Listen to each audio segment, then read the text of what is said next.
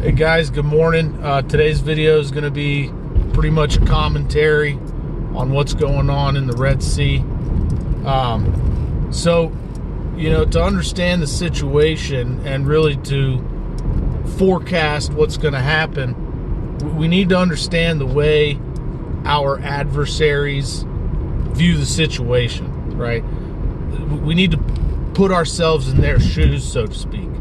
And that's what the beginning of this video is going to attempt to do. Okay, so the Red Sea and the Bab al-Mandab Straits and the Gulf of Aden, right? These areas which are basically being seized right now by Yemen and Somalians, the Somali pirates. These sea routes are right off of their coastline, okay? That being said, that's their maritime boundary, all right? That's not just the way they look at it, that's reality, okay? That's the reality of the situation, all right? Those are their maritime boundaries, and the way they look at it is that they have every right to make any traffic that goes through there submit to their demands. Okay, that's the way all other nations have it, right? If you are going to go through their maritime boundaries, you've got to respect their authority as you go through, right? You've got to call them up on the radio, speak their language if they require it, answer their questions, tell them what you're doing, where you're going, what you're carrying, and all of that stuff, right? But time and time again, these international corporations, these shipping companies, they do not respect that of the Somalians or of the Yemenis. So in that case,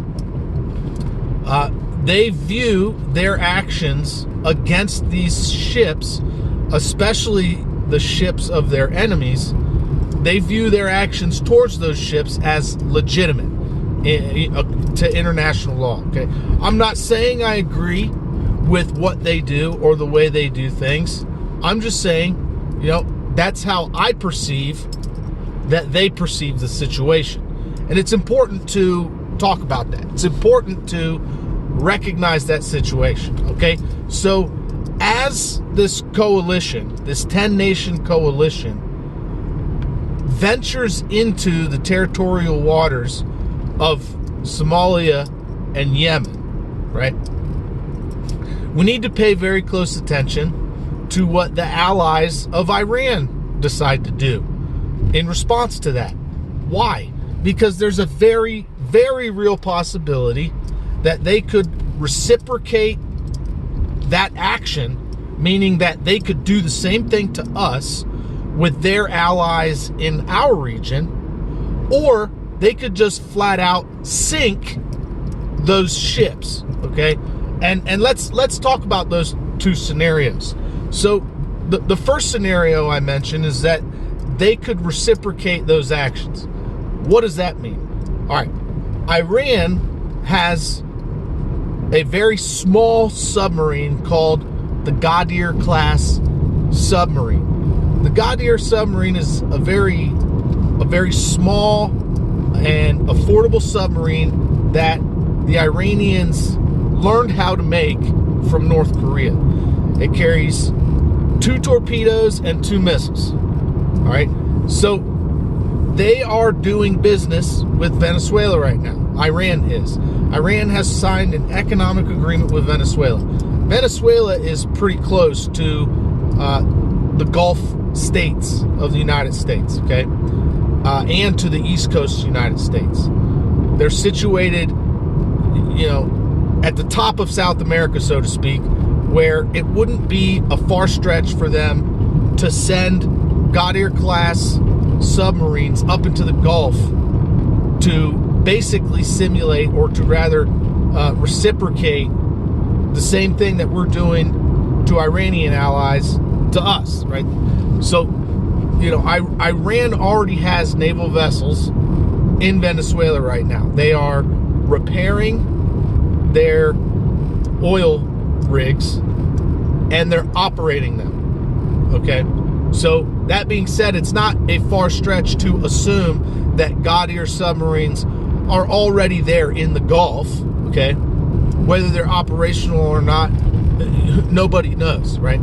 The Gaudier submarines are so small that they're very hard to spot because they can sit on a shelf with the engines off, and they can just stay there and wait, right? They can just sit there silent and wait for a boat to pass over top before they turn the engines back on and get going. So it is a very formidable submarine. It really is. You know, they have the ability to launch sneak attacks, and you know, we don't know exactly how many submarines they have. You know, there's speculation that there's about a dozen or 2 dozen of them, right? But we really don't know. They're so small that they could make so many of them very quick that we really don't know how many there are. You know, World War II started, you know, we basically got brought in because of what Hitler and the Nazis did with their U-boats, right? It could be very similar this time around, right? So as these boats get situated in the Red Sea, Gulf of Aden, around the Bab al-Mandab Straits, all that, watch for attacks against these aircraft carriers from those Gaudier submarines that are just sitting silent and waiting, right? Because Iran has said that they not only have the ability to do that, but they want to do that. They posted a video, I think it was like 4 years ago now, where it was an animated simulation video, but nevertheless, they posted the video of a Gaudier submarine rising up from a shelf, silent, and then launching an attack against an American aircraft carrier and sinking it. Right? So this is something that they have envisioned, that they're waiting for. They're looking for the opportunity to do it, right? And so when they've got half a dozen or a dozen targets out there in the Red Sea, do you think they're going to just sit silent or sit back and not do anything? No, you can't assume that. You can't assume that. When your adversary has told you what they want to do or what they could do, and then you go and put targets in their range, you can't expect them to sit back and do nothing. When they told you what they're going to do if you cross the line, right? I mean, just last week, the IRGC naval commander said that the Red Sea, Gulf of Aden, Bab al-Mandab Straits, that is legitimately Iranian maritime territory. That's what he said. They are claiming it is theirs. They're claiming that they have the authority to shut down traffic there. Okay? And that the United States needs to respect that. That's essentially what they said. So, you know, we're also not seeing yet their threat to seize traffic in the Mediterranean, right? They said that Hezbollah was tasked to operate in the Mediterranean, and we haven't seen any activity from them on that aspect yet. So, you know, does this have the potential to halt commercial activity, or to rather, you know, reduce the supply of just general goods and energy and things like that? Yes, absolutely.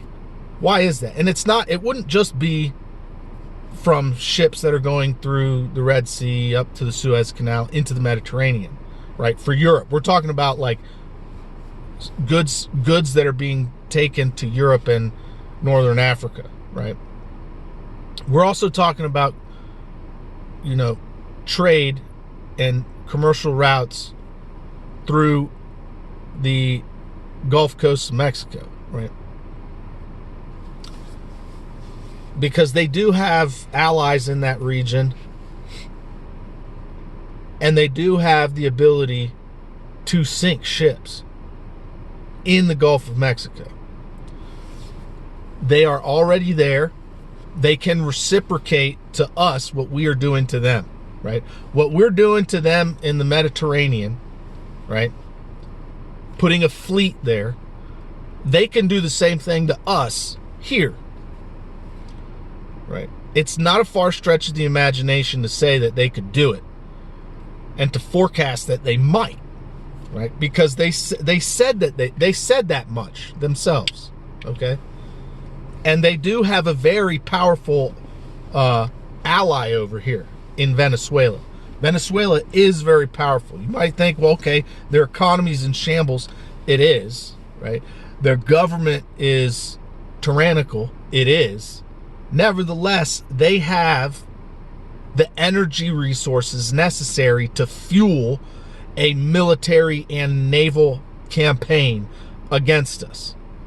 Most definitely they have the energy needed for that, to supply any of their allies with unlimited amount of energy as they fight us. Okay? So it is a very real threat. It is a very serious threat. And as we do these things over there, we should at the very least take pause and talk about the situation as the other side sees it. Why? Because we might be able to then come up with some kind of dialogue or resolution to stop this from happening, right? If, let's say Yemen and Somalia would agree to stop the nonsense if we just agreed to hail them and to respect their authority in that region,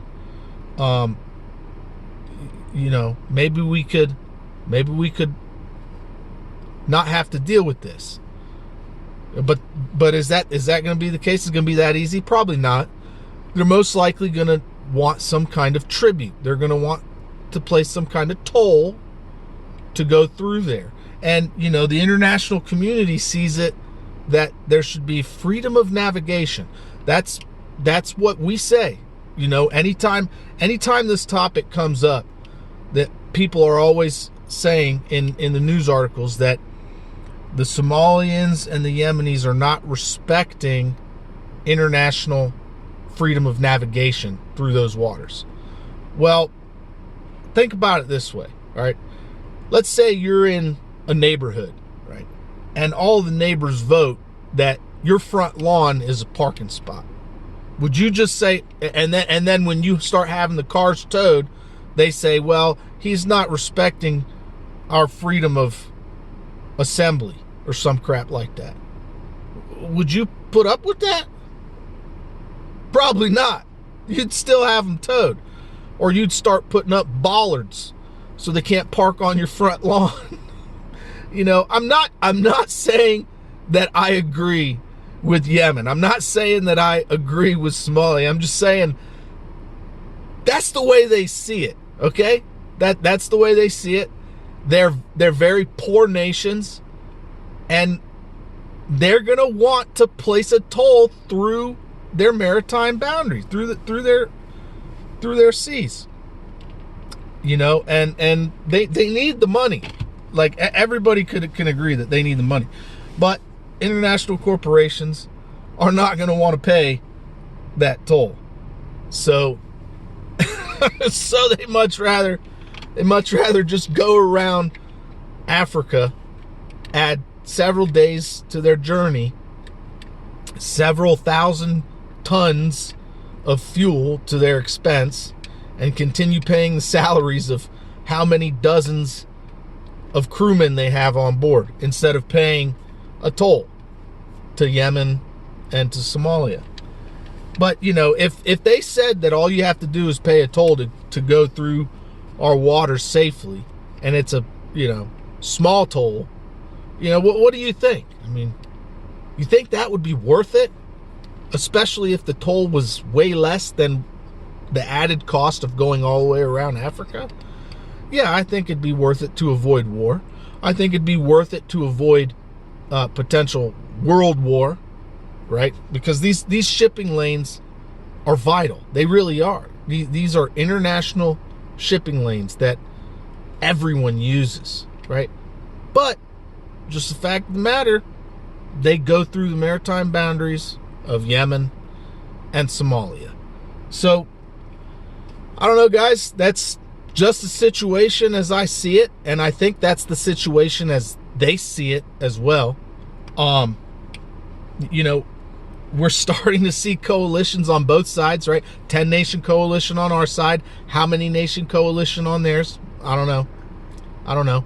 But it is a very, very serious and very tense problem that we're facing right now, which has the potential to escalate into World War III. We're talking about dozens of nations already, which have vowed and are getting involved against each other, right?